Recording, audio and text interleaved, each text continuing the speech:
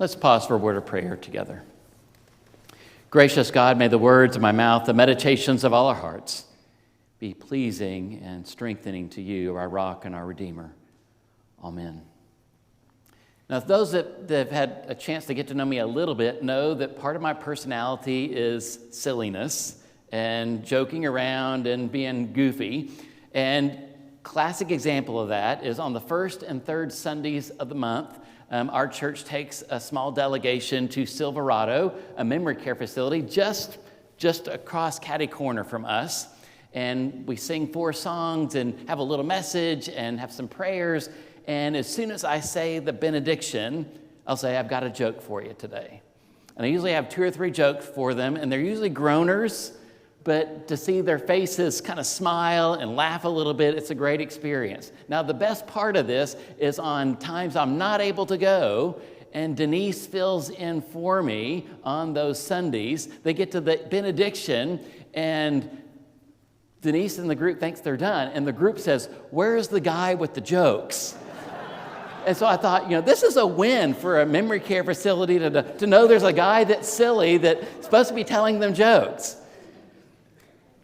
Say that kind of to be funny a little bit, but to be serious is that from I can't remember when, humor has just been a part of my DNA. I mean, there's a kind of this silliness about me that I can't kind of extract or kind of push off to somewhere else. And I was told for so long in my life, well, you can be silly here, but you can't be silly over here. In this space, you can be silly all you want to. But these spaces over here, that may not be so good to be silly in those spaces. And so I've just kind of said, well, I'm just me. I can't take the silly out of me, so the silly goes with me wherever I go. And so if you're around me very long, you will either groan, or you'll smile, or you'll laugh, or somewhere along the way, you'll say, what in the world are you doing with all these jokes all the time? But there's something about, to me, the humor for me that becomes invaluable in terms of being true to myself and how hard it is sometimes to be true to ourselves of how God created us to be and how we live out who we are with other people around us. Our society does a great job of minimizing ourselves, putting us in little boxes of how we're supposed to behave and how we're supposed to function and how we're supposed to live or what we're supposed to believe. And we have all these different dynamics of how culture or groups or different dynamics of our life kind of push us to maybe not be our true self. Now, Kathy shared our story today of one of the disciples and Jesus having a conversation post-resurrection. And this particular disciple, my guess is, was feeling a little bit of shame, a little bit of fear, and a little bit of anxiety about what was to come next in his life. The very man he dedicated his life to follow had died. News of resurrection, but not sure what was to come next. The same individual, Jesus said to him before he was arrested, at some point, you will deny me 3 times. And he said, I'll never do that. Never do that. And it was later that evening that on 3 separate occasions, he refused to say he knew Jesus out of fear of his own life. Now, it's very possible that post-resurrection that this disciple was excited about the future, but my guess he was a little anxiety-provoked about what was to happen. And Jesus ends up, post-resurrection, having this conversation with him about, do you love me? Do you care about me? Do you care about the work that we've been doing and all that we need to do in the world? Yes, you know that I love you. You know that I care about the world. I care about all the things that you cared about, but I'm not sure what to do next. And my guess is without that conversation, this disciple would have never gone on to do the things that disciple needed to do without those words of encouragement from Jesus in that moment saying, you got this. You have this ability. You have these traits. I picked you in the very beginning because I saw things in you, and now you can blossom and flourish and be all that you can be if you just dare believe it yourself about yourself. But we know that society can compress in and minimize our voices. And poets have a great way of giving language to things that we would otherwise not have language for, to describe how we're to live our life and do something of meaning. And so when I go to a poet, when I go to a particular person to learn from, Maya Angelou is one of those. I have her collected works. It's one of my favorite collections of poems. And she speaks out of her own personal experience about what it means to be herself amidst all the odds. She writes, "You may write me down in history with your bitter and twisted lies. You may trod me in the very dirt, but still like dust I'll rise. Does my sassiness upset you? Why are you beset with gloom? 'Cause I walk like I've got oil wells pumping in my living room. Just like moons and like suns with the certainty of tides, just like hopes springing high, still I'll rise. Did you want to see me broken? Bowed head and lowered eyes, shoulders falling down like teardrops, weakened by my soulful cries.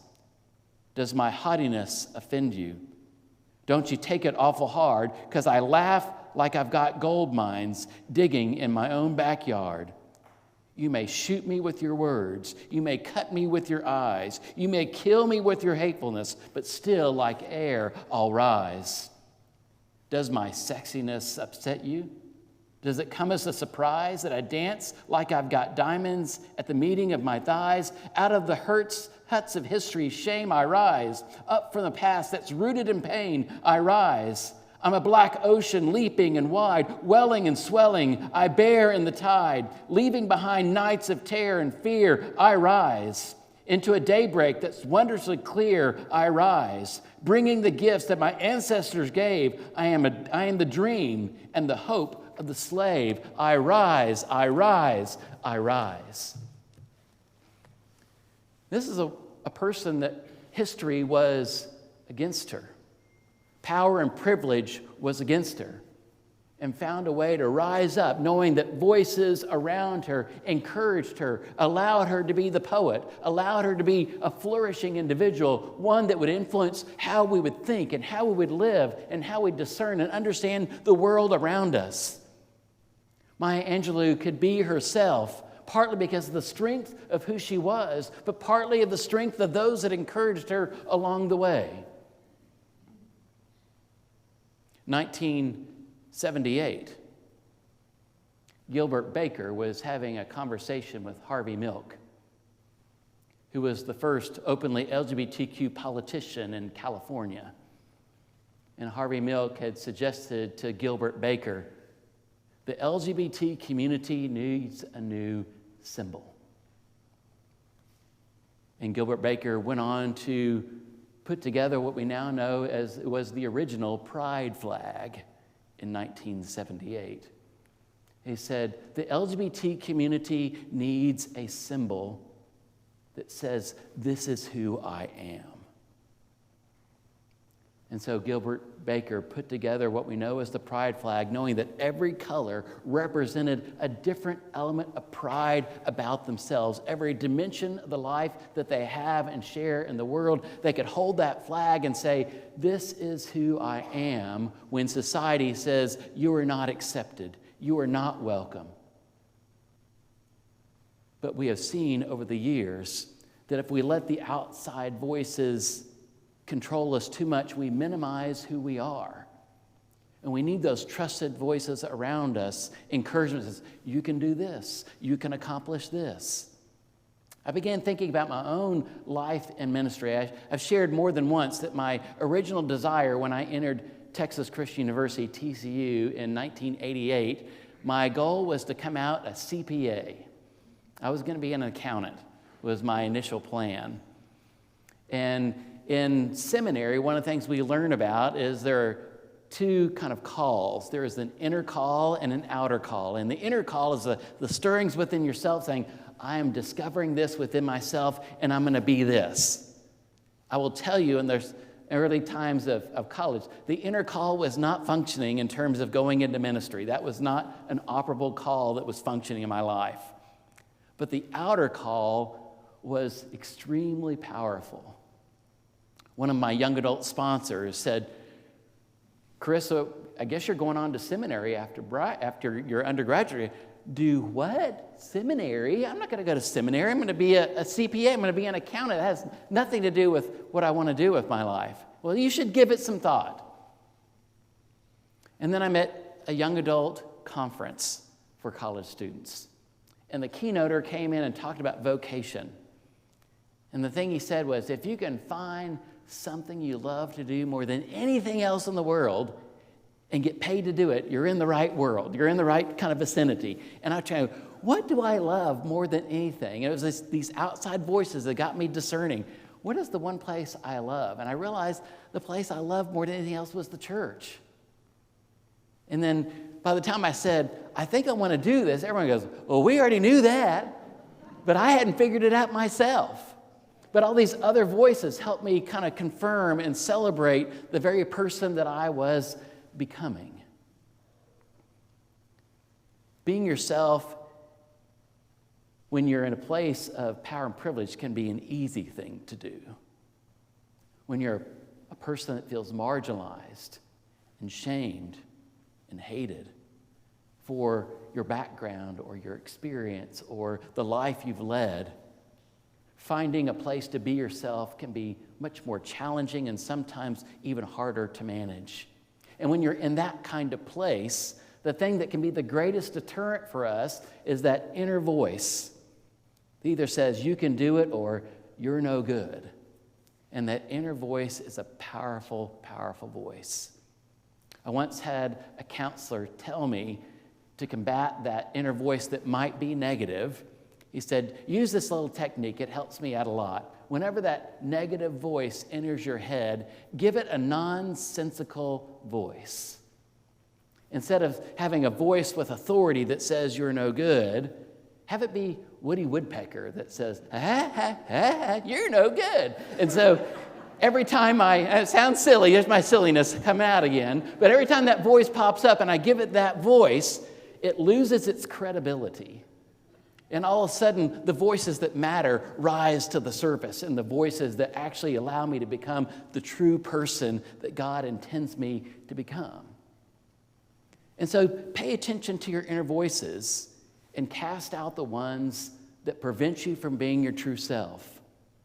And pay attention to the circle of people around you and the things they say of words of encouragement, words of insight. Don't dismiss what they have to say when they say, you're really good at this. You're really talented at this. There is never a stopping place where we can truly become our true self. I mentioned several weeks ago in my sermon on vulnerability that we wear masks. We protect ourselves in so many places. When we try to be ourselves, it's about being authentic. And so when you come into worship and you hear Chris preach, you're going to get a little bit of serious Chris and you're going to get a little bit of silly Chris, all wrapped up in one. I'd rather be me in this space, in my office, outside, at a restaurant, wherever it is, that I can be my authentic self. And if there is someone struggling to be their authentic self because there is worry about what happens to them in public spaces, then we need to be with those people in those public spaces, sitting beside them so they can be their true self. We never want someone to stand alone. We stand side by side. So partly being ourselves is being community. And Jesus knew as he was having this conversation with this disciple, encouraging him, do you love me? Do you know your capabilities? Do you know what's possible in you? Recognizing that Jesus had gathered a group of people to do this work, not one person over here and one person over here, a group of people to do that work together. We find that we can be our true self more authentically when we have a support structure around us, a support system, a group of people to help us be our true, authentic selves. I said last week at Easter that we are to do a new thing. And the do is the operative active word. So I followed up with this series called Be. It's an active word. I'm going to be something. I'm going to live into something. And maybe the first step before we do anything else, we have to embrace and be ourselves.